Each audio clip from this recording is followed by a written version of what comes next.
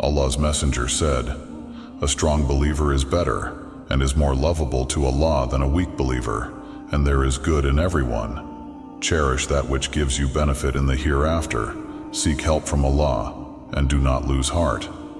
If anything, in the form of trouble comes to you, don't say, 'If I had not done that, it would not have happened so and so,' but say, 'Allah did what He had ordained to do,' and your 'if' opens the gate for the Satan."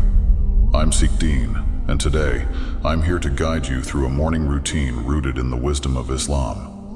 How can we align our daily lives with the teachings of our faith and set the tone for a peaceful and purposeful day? Before we begin, I invite you to leave a like and subscribe to our channel to stay connected with our videos. Let's explore how we can integrate the beautiful guidance of Islam into our daily routine for a more fulfilling and meaningful life. Number 1. Spiritual growth. You might think that talking about spiritual growth is a bit strange or not that important, but it's actually a really big deal. It's all about figuring out why we're here and how we connect with something greater than ourselves. This is like taking a deep look inside ourselves to see how we're doing spiritually and what we can do to get better.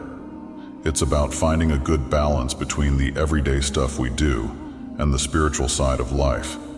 Islam talks about this balance with 2 words, dunya and akhirah. The main idea is that we shouldn't forget about the world we live in now, but we should always remember our spiritual side. Now, let's talk about prayer. It's like a direct phone line to Allah.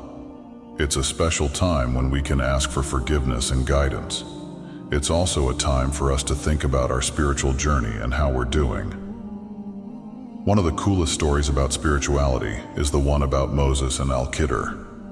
Moses was really smart, but he was also humble and curious. He once asked if there was anyone smarter than him. To find out, he was told to look for a guy named Khidr. The tricky part was that he had to take a fish with him, and when the fish disappeared, he'd know he was close to Khidr. So Moses and his helper went on this adventure. When they got to where the 2 seas met, they realized the fish was gone. That's when they knew they were getting close to Khidr. This story shows Moses as a person who is always looking to learn more about his faith. His helper represents someone who's always trying to be better spiritually. The 2 C's stand for the things we can learn from Allah and the things we can learn from people. Human knowledge is good, but it has its limits. Divine knowledge from Allah is even better because it has no limits. This story tells us that our spiritual journey is like a never-ending adventure. Just like Moses kept searching for more wisdom, we should always be on a quest to learn more. No matter how much we know, there's always something new to discover. So, stay humble and stay curious because you'll never stop learning new things. Number 2. Presence. Worries about the future and regrets about the past often overwhelm us, preventing us from fully experiencing the here and now. Presence is a central theme in Islam. The Quran promotes deep reflection and contemplation as a means of achieving spiritual presence. Surah Al-Imran encourages believers to reflect on the heavens and the earth and to recognize the divine purpose in creation. It says, "Indeed, in the creation of the heavens and the earth and the alternation of the day and night, there are signs for people of reason. Those who remember Allah while standing, sitting, and lying on their sides, and reflect on the creation of the heavens and the earth and pray, saying, 'Our Lord, you have not created all of this without purpose.' The result of this constant reflection, remembrance of Allah, and supplication is a deep connection with Allah. These individuals feel closer to the divine and find solace in their relationship with Allah. A feeling of presence between the divine and man, brother. There is nothing to fear. Allah is always beside you." Morning is often the most peaceful time of the day. Utilizing this period for meditation, contemplation, or simply enjoying the morning's presence can help cultivate a sense of calm and serenity that can last throughout the day. The word Islam is derived from the Arabic root salama, which means peace. This is not coincidental. Islam promotes peace, and this can only be achieved by the maximum presence and connection with the divine. One day someone will ask you, "Why do you wake up so early and spend time in solitude each morning?" And you will respond with a smile, "I do it to feel the presence of Allah in the tranquility of the morning. It is during these moments of solitude and prayer that I find presence and connection with my Creator." Number 3. Journaling, a powerful form of self-reflection. This process helps center one's focus on daily life, develop gratitude for received blessings, achieving dreams and ambitions. Journal writing is like a translator for mental impulses. The moment you transcribe what is in your mind, strive to get the deeper thoughts out and analyze them. The Quran, in Surah Al-Alaq, read, "In the name of your Lord who created. He created man from a clinging substance. Read, and your Lord is the most generous, who taught by the pen, taught man that which he knew not." Each morning, write down the goals you wish to achieve during the day. These verses highlight the value of learning and the process of gaining knowledge. In the context of journaling, they can be interpreted as an encouragement to write and constantly learn. Take a moment to reflect on how these goals align with your spiritual values. Journaling isn't a new concept in Islamic tradition. Scholars and seekers of knowledge have maintained detailed diaries and journals throughout history, documenting their spiritual journeys, insights, and experiences. These writings have provided valuable resources for understanding Islamic philosophy, spirituality, and personal development. It might sound surprising at first, but the act of writing down your aspirations in your journal is a powerful tool for transforming your spiritual identity and helping you work towards your goals. This process goes beyond just wishful thinking. It's about actively engaging with your desires, values, and faith to become the person you aspire to be. Writing is a transformative process. It takes what's intangible, like thoughts and emotions, and makes them tangible through words. When you put pen to paper, you're not merely jotting down ideas. You're setting an intention, making a commitment to yourself, and taking the first steps towards realizing your dreams. In the context of spirituality, this act of writing becomes a bridge between your inner self and the divine. It allows you to express your deepest desires, align them with your faith and values, and create a blueprint for spiritual growth. Here is why. Writing down your aspirations forces you to clarify what you truly want. It's not enough to have vague, fleeting desires. You need to define your goals with precision. When you write your aspirations in your journal, you're committing yourself in Allah. As you write and work towards your aspirations, you undergo a gradual spiritual transformation. You evolve into a person who is capable of achieving those goals. Physical transformation is not on the same level as spiritual transformation. After all, the soul will live forever. Number 4. Embrace discomfort. In our contemporary world, where comfort is often seen as a measure of success, the concept of embracing discomfort may appear unconventional. Islam places a significant emphasis on resilience, which is the ability to endure hardships and adversity with patience. Muslims are encouraged to remember that life is a test, and challenges are a natural part of this test. Remember, at the beginning of the video, I said that a strong believer is more loved by Allah. In this context, strength is not only physical, but also includes emotional and spiritual resilience. Embracing discomfort can help nurture this strength. Discomfort occasionally serves as a reminder that worldly comforts are not the ultimate source of contentment and happiness. Islam offers a unique opportunity for embracing discomfort in the form of the pre-dawn prayer. It is a prayer before even the Fajr. Hearing the phone ring in those early hours is very uncomfortable, but it serves as a reminder of the importance of discipline and self-control. This act, while challenging, instills a sense of accomplishment, preparing individuals to face the day's challenges with faith. You'll be able to overcome everything.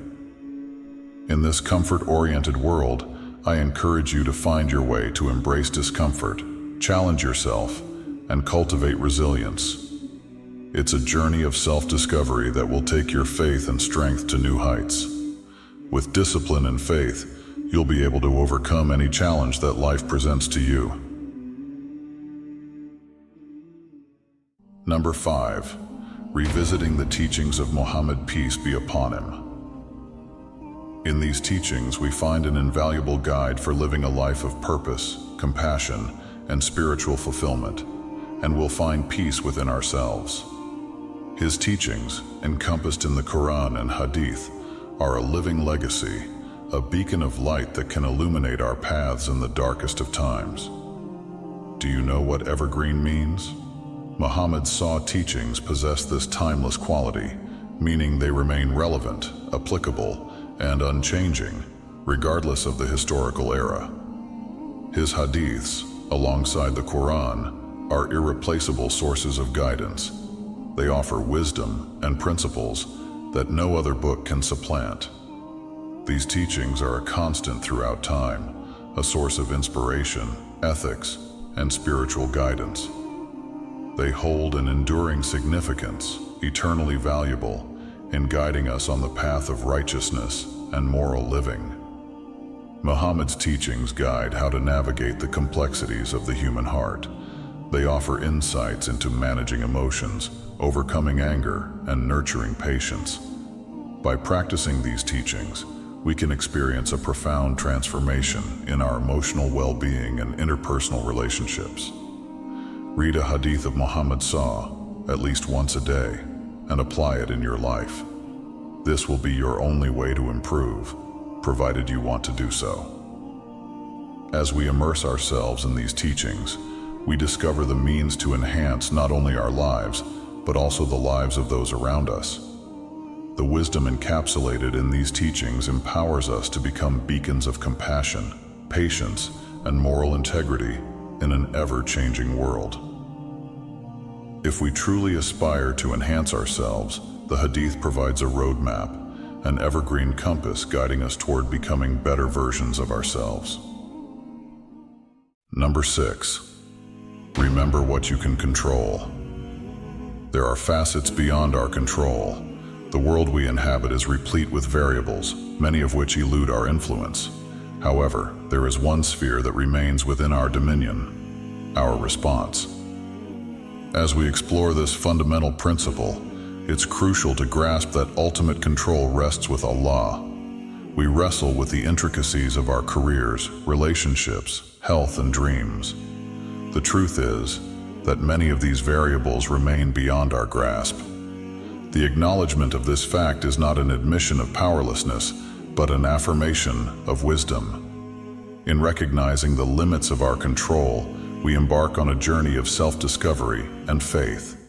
In a hadith narrated, the Prophet once said, "And know that what has passed you by, and you have failed to attain, was not going to befall you, and what has befallen you was not going to pass you by."